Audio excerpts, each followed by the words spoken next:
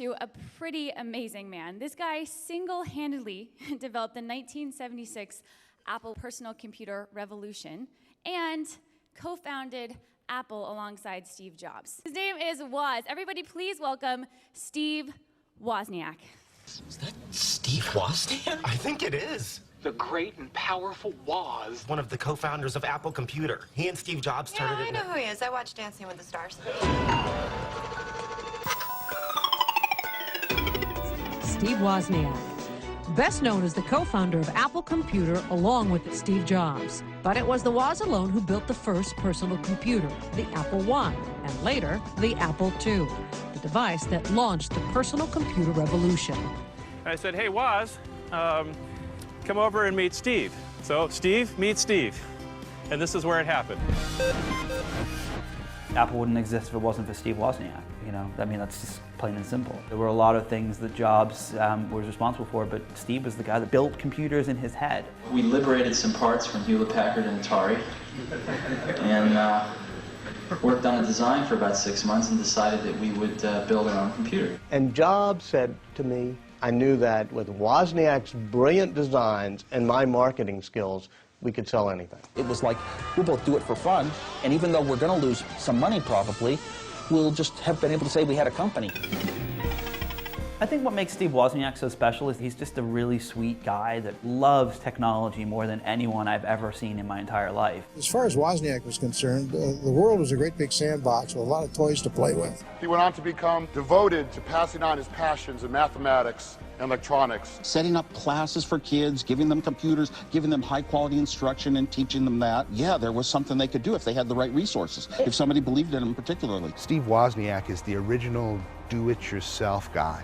The guy who figures out how to do something. Here's a problem, what do I want to do? What would be some fun way to use technology to solve a puzzle? And then opens it up to everybody and changes the world.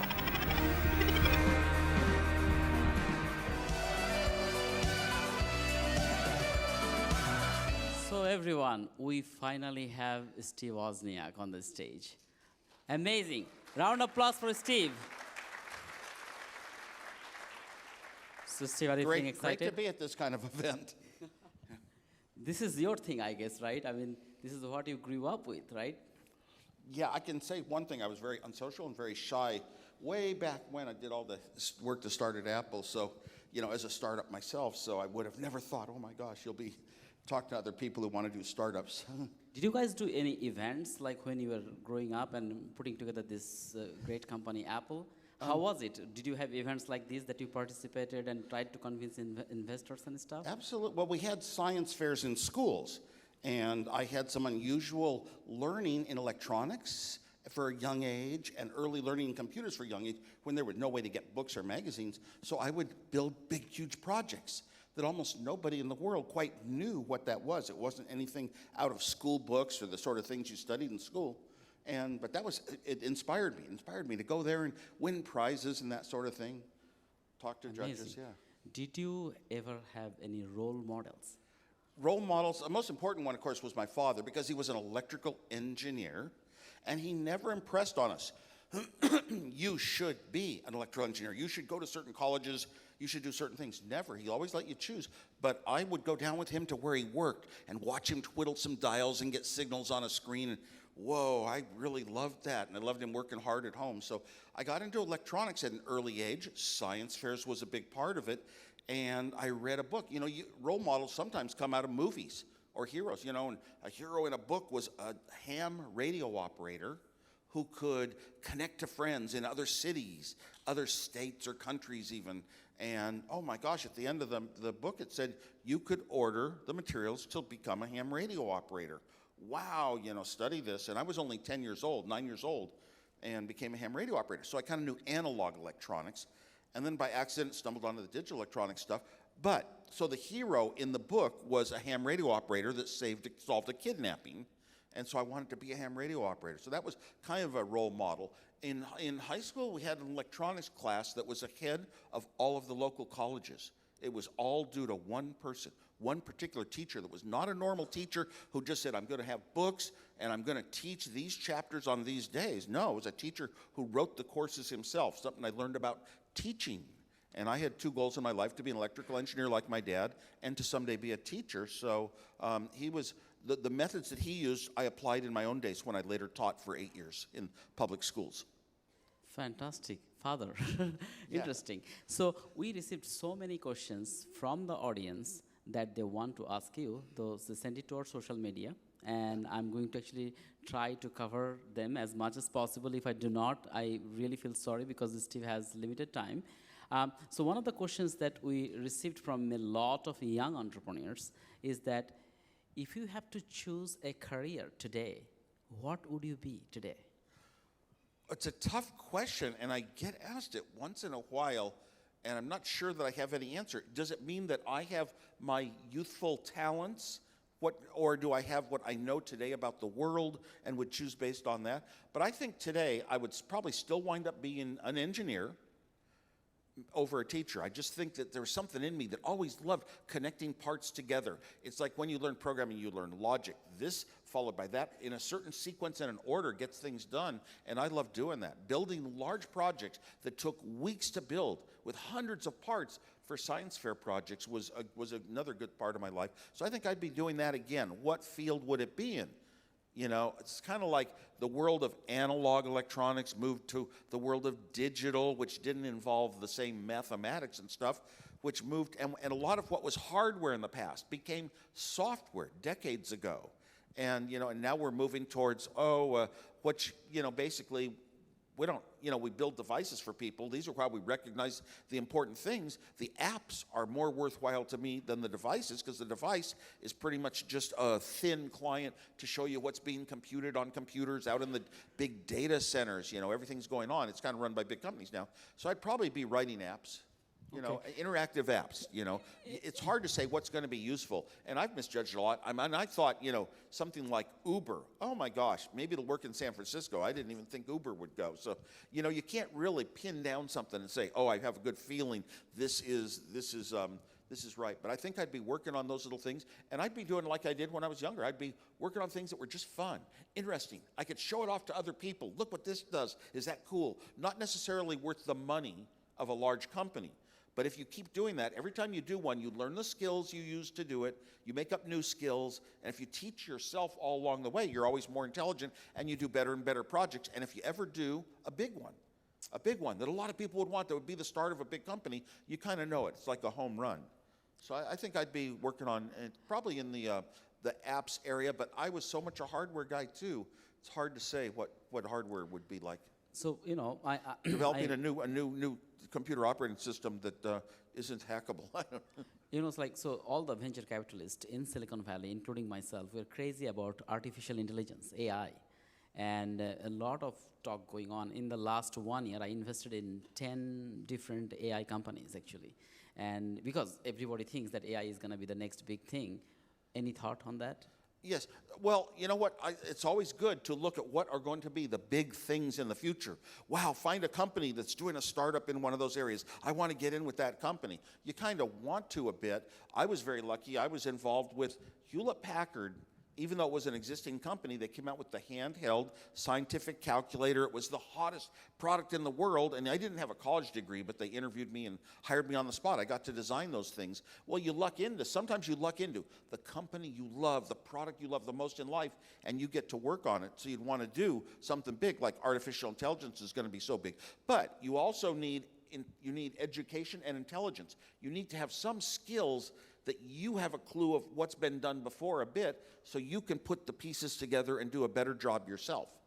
I think artificial intelligence is going to be the wave of the future, but I'm not sure I would be the one doing that. Good thing Although, to know. I'll tell you, any app I did, I would want to make it work with voice.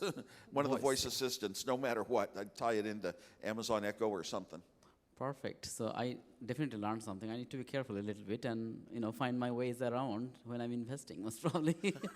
So I'm going to switch to the question that came from the audience. Yeah. So one of the things that many people asked that Steve Jobs said that, you know, without you, there would be no Apple.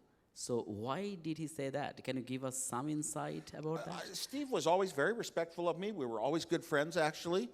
We always respected each other very much, and we were different types of people what we wanted in the world necessarily, but I wanted to be a great engineer. Steve wanted to be important and create great things and technologies. To do that, you needed a company, and he knew it. For about 5 years, he was picking up little things I designed for fun, and he was always turning them into money and trying to get to where he could maybe someday be with a company. We had no money. We had no savings accounts, no business experience. We were very young, but I was sort of a key, because every time he came into town once a year for about 5 years, he would see something I had just designed out of thin air. Never, ever did I do anything that would be considered copying, engineering. It was all engineering driven, and he would turn it into money. So I was a key item for him. However, you could also say, well, without me, maybe Steve would have decided to start a computer company, although I will tell you the truth. I was telling him the social implications, how it was going to improve life, how computers were going to be so important. It was coming from me. And that story's never told because it was in early days, like Steve Jobs' Zero, before we started Apple. And I think he would have gone around and had this idea, oh, these personal computers are starting up. I want to start the company without Steve Wozniak. And it almost happened because I said no on the key decision point. Our investor said, you have to decide to leave Hewlett-Packard by Tuesday.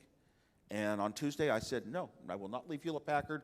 I am going to be an engineer at Hewlett-Packard for the rest of my life. And that's an engineering company. We build the products engineers use. At Hewlett-Packard, I'm an engineer's engineer. And so I said no at first, and finally, Steve Jobs got all my friends and relatives to call me, and finally, I realized it was okay to start Apple and still be an engineer.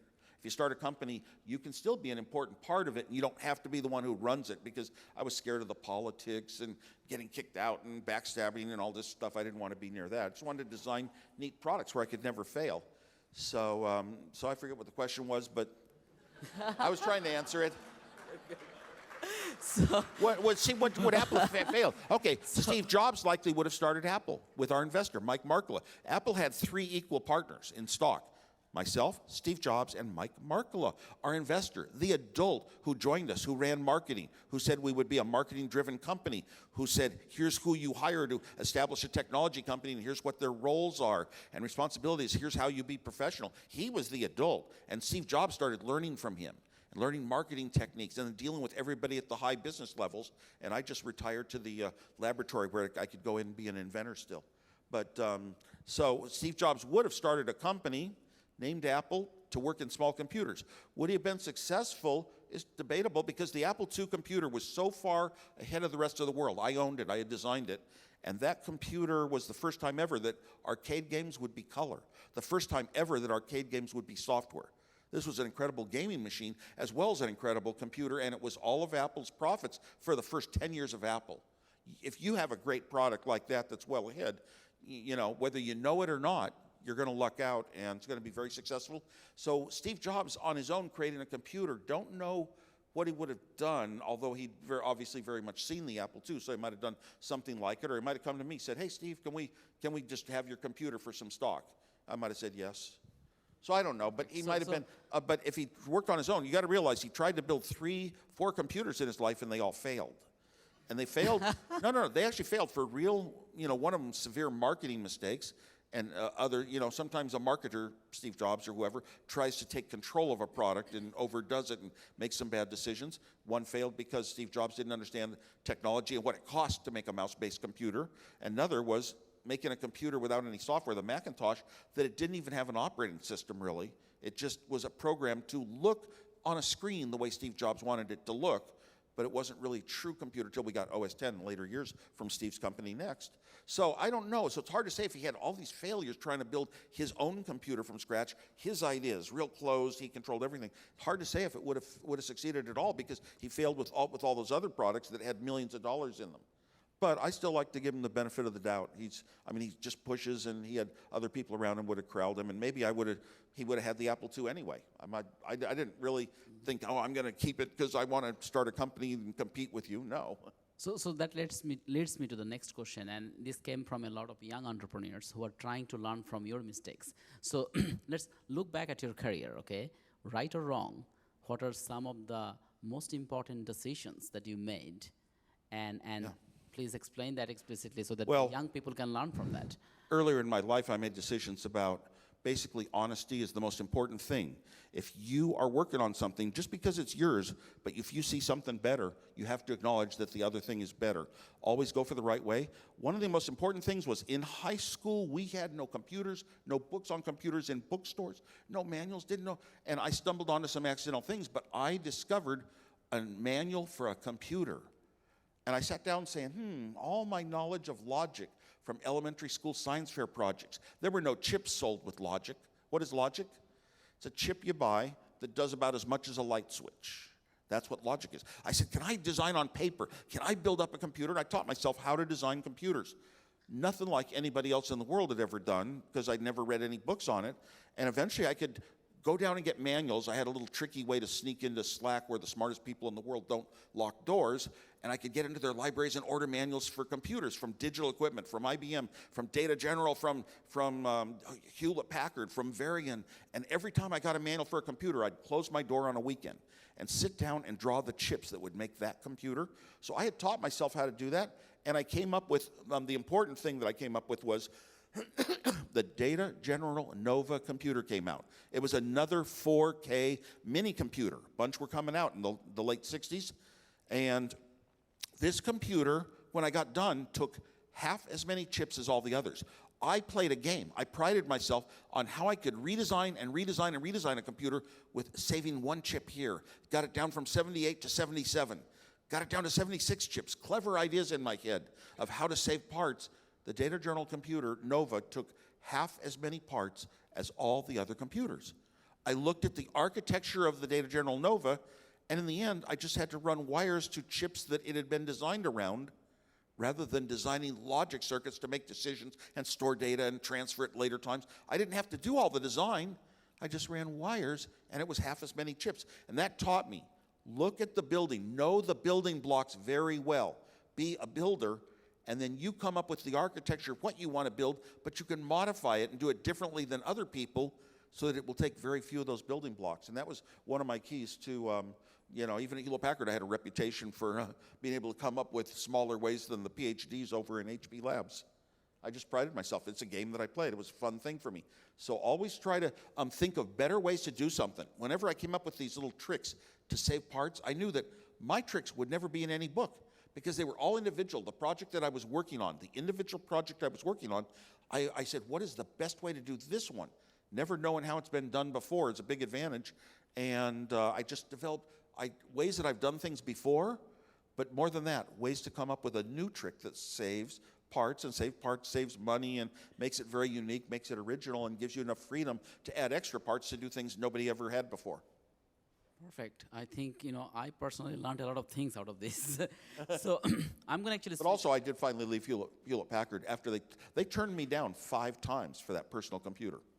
Perfect. I offered it to them first because I was so ethical that when Steve Jobs said, let's start a company to sell a PC board, we'll build it for $20, sell it for $40. When he said that, I said, I would never start a company and risk losing my job at Hewlett-Packard.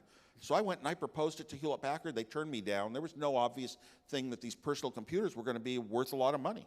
No company would have turned you down. And I did get turned down 5 times, and okay, we had to do our own. Thank you. So I'm going to actually switch gear a little bit. We have a lot of large corporations here today, and many large corporations are supporting this platform, this Startup World Cup platform. And we received some questions from them. A lot of them are hungry for innovation, and they're trying to use Silicon Valley very effectively. So what do you think? I think you actually were on both boats, right? You were in big corporation, and you built a small corporation, and then it became a big corporation, right? So you were on both sides of the curve. You were in the startups, you were in the large corporation. So what do you think when you see the large corporations? What are some of the biggest impediments to innovation for large corporations? The biggest impediment for an existing ongoing large corporation is you've got to keep the money wheel turning, your basic sources of revenue. And what you do has to be supportive of your basic source of revenue. And sometimes a disruptive technology comes along, and if you don't spot it, your existing technology after a few years isn't going to be worth much. I mean, ask BlackBerry or Nokia.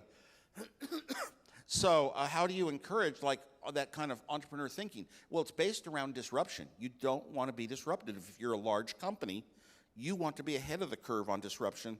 And one of the things I propose is having as much decision-making at the lowest levels of the management chain as you can, the way Hewlett-Packard did. Hire very good people and let them be able to coordinate their own projects and not have everything has to be totally approved up the bureaucracy chain. A lot of decisions can get made very quickly that way, and that's true of like entrepreneurship within the large company. How do you get a large company that's normally slow? How do you get some fast movements in it? Another thing I propose is a chief disruption officer for a large enough company.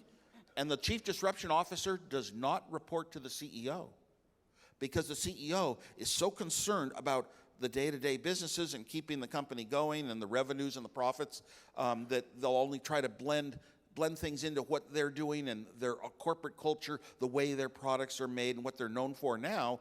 And very outside projects are hard to deal with. A chief disruption officer would have a team that would analyze, what if this new little thing coming from left field, these new startups over here, what if those became the major way that people did it in, maybe it's not visible this year, next year. Maybe it's going to take 3 to 5 years and say, oh my gosh, everyone's going that direction now. They should be focusing on that and trying to get ahead of the curve, maybe supporting some of those companies, owning part of them. Hewlett-Packard could have said, hey, Woz, you used all our equipment at night, so you designed your Apple computers. Well, we don't want to market it ourselves, but we'd like to own a part of your company, and that would be a very reasonable assertion. Make facilities available, parts, even some resources to insiders who are doing things that aren't in your company's business, just for themselves, maybe for their home, maybe for entertainment, whatever. Make some available, and you know what? Their employment contract can guarantee that you'll own a part of what they do if they hit those big ones that you can't see in advance. Great. So I will actually follow up with another question. Big corporations, you need to create new positions, CDO, Chief Disruption Officer, right? Yeah, and reporting to the board. He should not be reporting to the CEO, so he can disrupt anything he wants. So far as and his job is, well, his or her job or department is, how do we avoid disruption that might be coming, and how do we create it? Very good. And maybe sometimes farm divisions. I'm always for farming divisions out, farming them out to a different city. Everybody I want the whole campus in one place. It's like, I'm a CEO and I want everybody that works for me somewhat near. Hewlett-Packard, when I worked there, I learned a really great thing. They farmed divisions out to better environmental places, nice places to live, and they let those divisions work very independently with visits from the corporate, but not totally in the same place. And I thought that worked a lot better than the way all these Silicon Valley companies do with their campuses. You know, it reminds me of one of the comments that the Indian Prime Minister Modi made to me. I was asking him when I met him last year that, you know, how the government can help the startup and entrepreneurship platform. And he told me that the only way I can help is I do not want to be on their way. So, I mean, the government doesn't want to be on the way of the entrepreneurship and innovation. Yeah, and I'd also like to point out another thing.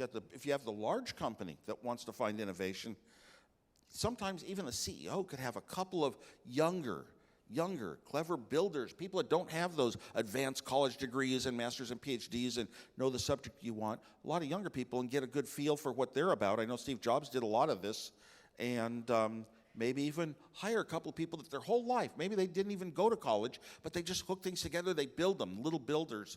So useful. People that have gotten to final stages of products on their own, whether it's software or hardware, they get missed. They just get missed because they don't meet the requirements of a job posting. Maybe there should be a job posting called, I don't know, entrepreneur in company. Yeah. So, with that, I'm going to a question that we received from a high school student. I mean, he's a very young person, and he has a very funny question. So, like, look at some of the most successful companies in the world: Apple, Google, Facebook, all of them. How much do you think the right product or the management team or the timing or just plain luck contributed to their success? More than anything else, I really think it's luck. It is so hard to predict what is going to go and what isn't going to go. It's like predicting a new game, a new song. Is it going to be a big hit? It's so hard. Like, I look at Apple. Okay, I was going to build that computer that was absolutely the foundation of a big company. I was going to build it that year in my life for a lot of reasons that had nothing to do with wanting a big company. just my hobby, my project, what I thought of. I was going to build that computer for myself. It just so happened that that point in time, prices of components, abilities of computers to be applied to useful things that we all did in our lives and make us more masters of our own destiny. It just happened that year was the right year to start things. It was a very rare point in time where a major product, major company could be started with one person instead of teams of dozens of people building the huge big computers of the past. Or once personal computers became so profitable, you had to have big teams because you had to outspend other people. Perfect. So I'm gonna coming towards the end of our conversation. So I'm gonna actually switch to about young entrepreneurs. Okay. So we created this platform, Startup World Cup, for young people to inspire them. And this is something that me and my partner Vitaly Arvuzov, you are there. Raise your hand. So he is my partner from Europe. So we started this firm, and he agreed that let's split the loss between two of us and start this platform. So you decided to support us from very beginning, right? And thank you so much for coming here and share your passion for the young people. So what do you think about this Startup World Cup initiative? Why you decided to spend all of your valuable time and come here and speak in front of people? Well, I'd like to thank you for this opportunity. I try to inspire young people, especially in those ages of high school and university ages and slightly beyond, because I go back to my own time frame and so much was going on for me because I let my mind think freely. I loved design, I loved products, I loved making things, and I didn't just hold back and say, oh, you have to do what is planned for you and what other people do. I would also when you're young, you can put a lot of time in. You have the most mental energy, meaning you can think the best, but you also have the most physical energy. You can stay up late at night working on hard problems and get to long, far-off solutions, keep working at it for weeks. And that physical energy helped me a lot because I would work at Hewlett-Packard on calculators, and I'd come home and I'd work on my own little designs that pop in my head. Not one a week, not every single night of the week, but whenever an idea came to me, I could start working on it. Oh my gosh, I'll go back to work tonight and hook something together and pick it up. Well, I had the time. I didn't waste my time going out partying. I was too much of a geek to have a girlfriend or a wife. I had access to resources at work, some chips I could use and some test equipment to test things out. So that was very big to me. And I forget, what was the question? What do you think about the Startup World Cup? Well, what do I think about it? Yeah, so I go back to my own time frame. My time, that was so important to me because of the youth gave me those abilities. And startups are the most important thing we got going in the world because I go back to the days in the Homebrew Computer Club also. We were so excited talking about a revolution.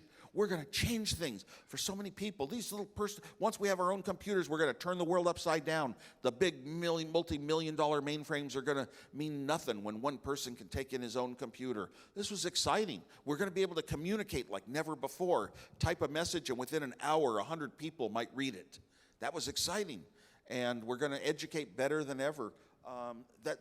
Being around a large group of people like this and talking and having similar ideas was the inspiration and the motivation was worth more than what we knew about business or engineering or anything. It was really wanting to do something was the more important factor, and being around other people talking about ideas is what inspired me more than anything, and people I was around. Just going out to dinner and talking about, what if somebody did this? And you do that all over the place. Ideas aren't worth that much because they're happening everywhere. It's the person who actually sits down and says, I'm going to go and try to build something, write some code. I'm going to try to get to a working model. But you have to have a reason to want to do that. You have to want to really badly. Some people think, well, just thinking the idea is enough. No. And it might involve other people. You might, might have business thinking for a great idea. Don't forget the engineers who are used to solving problems and coming up with clever approaches to things. Don't leave them out and say, we'll hire the engineers later. So in relation to that, I think a lot of inspiration can come from the educational institutions, right? Colleges and universities. So what do you think that colleges and universities can do to inspire innovation and entrepreneurship? Well, I remember I was my third year of college at Berkeley, and I took only graduate courses in hardware and software design because by your third year of college, you get to decide what you're going to take. I picked up books on in prior years, I had bought all the books in the university libraries on computer languages and things, so I could learn them even though I didn't take the courses. And in Berkeley, taking the courses, I would start working every single problem in the book on a Thursday, and then by the time class started on Monday, I hardly slept at all. I was halfway through the book. Why would you go halfway through a book when the class is just starting today? Passion. If you love something so much, you work hard at it, and never ever, take away the aspect of really good hard work. Interesting. So, there are many entrepreneurs in this room. All of them are entrepreneurs out there. They like innovation. That's why they are all here. By the way, guys, people piled up on the left side. Try to move to the right side if possible. It's like getting overcrowded over there. So one of the things that, Steve, that a lot of people wanted to know, and I think the young people, they came here for that, how to become you, how to become a Steve Wozniak. Can you give the secret sauce to everyone so that we have more Steve Wozniaks in the future? Well, you talked about luck once. I look back in my own life, and a lot of accidents somehow took me way, way ahead of other people from a young age. I was always ahead in electronics and computer science, and then thinking out things to design computers in high school better than, with half as many chips as the companies put their products out with. Did I do this because I want to be a great entrepreneur? No. No, I did it because it was just something in my heart, that type of learning on my own. Now, universities, a lot of the university courses, I look at, I got into computer. By the time we started Apple, you have computers, you don't use algebra and calculus and, higher level mathematics like the real, how do those people think that way, doing all their quantum physics and all that? No, you're not one of those geniuses, but I had a lot of good experience, and it didn't necessarily come from school. Yes, a couple of the courses I took at Berkeley gave me great, lucky inspiration of a method that is used, a technique, and then I would sit down and implement the technique in very minimal parts with minimal cost that people wouldn't think of. So I contributed my part always. A lot of it came from not school, from challenging myself, from pushing myself. Education can occur a lot of ways. It can occur from every book you read, every magazine, every product you look at, every designer that you talk to, and hear how they did and some of the problems they solved. So it doesn't necessarily have to come from university, but university represents a lot of the work of your life. Going to school from the earliest days on up to those university days, and getting a degree is so important. That's why, even though I didn't have a degree, I went back to Berkeley under a fake name after Apple was successful. Went back under a fake name for 1 year, and I got my Berkeley diploma in the name I used, Rocky Raccoon Clark. But that was a secret. But I wanted my kids to hear that I went to a college because it might inspire them to want to make studying and learning a more important part of their life. But if you're motivated to learn, you don't have to learn in school. There's a lot of other ways to learn. Everything in life you learn from. So you are not recommending dropping out because there is a recipe that if you do not drop out of Harvard, you cannot become the next. Well, hold on. Hold on. If somebody came to me and they said, "Oh my gosh, I'm with this new startup doing a very different thing than before," or I could go to the university, could take my classes this year, I'd say go with the startup almost always. You can go back to school. I did. You can go back. You can get your education, as you go. But no, to miss out on this is the exciting time. We're doing something. We have a new company. We're a small group of people. We're not a big, huge, well-known Apple, Google, that sort of thing. We're not one of the biggies. We want to have our own. When we started Apple, Steve and I were so young, we thought, oh my gosh, whenever you start a company, it keeps that name forever. You don't get bought out. There's no acquisitions. You just sort of are good and successful, making good products, and forever and ever you grow and go. That's how we thought. Questions that we received from many startup CEOs who are in the process of putting together a startup or who has a startup. So what are the mistakes they should be careful about? Give 3 don'ts, okay, that they should not do as they're putting together the company and going to become the next Apple maybe. There are different stages of startups. So I'll go back. Let's say that you have this idea. You're in a dorm room like Mark Zuckerberg, and you have an idea. Here's a neat little idea for an app that doesn't exist yet. And I will write a business plan. I've been trained as a business student. I'll write a business plan. I'll work out some spreadsheets, some estimates of what the revenues will be, and then I'll go pitch it to venture capitalists to raise the money, because it takes money to go into business on a decent scale generally. So, and then after we get our money, we'll take our idea, which is just an idea on paper, and we'll start making it by hiring engineers, maybe in some other part of the world, maybe in India, maybe in Lithuania. So we'll start hiring engineers. No, I say always involve the engineer in thinking out what your product should be, what it could be. Engineers have spent their whole life going through large sequence of things that have to be done in an order and thinking it out and solving problems and being clever and skipping steps. So always include the engineer. Now, if you're going to start a company, I always like to say you should have a businessman who wants a successful business. Because if you're not successful, you die, right? Profit is the most important thing. And if you make profits, you grow. And now you can have, your brain thought up one thing, right? Your brain is going to think of more ideas. Now you can build even better and better projects with the profits that you make. So you want a businessman. Marketing, you'd better understand whether your product is worth money and how much it's worth, you know, if you're going to have a business. And that's marketing. That's so important. I found that the best marketing I encountered in my life is not thinking out, here's a product other people would like. Here's something they would buy. Here's how much it's worth for them. Here's what it will do. Here are the options and the trade-offs we can make. And those, you don't make those in a day or a second like I'm talking, I mean, over weeks and months. But you can think that way. But if you're building something that you want to use yourself, a car that will meet your needs, you'll wind up with a Tesla, you know, and you'll do something very different than anyone else would have maybe.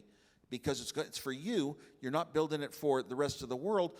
Every electric car was made small to save money on batteries and save weight until the Tesla. Well, Elon Musk had a family with 5 kids and, you know, had to have a large car. It's the only thing that made sense for him. And we got the Tesla out of it, which is helping push that change to the future of, you know, electric vehicles and self-driving and everything.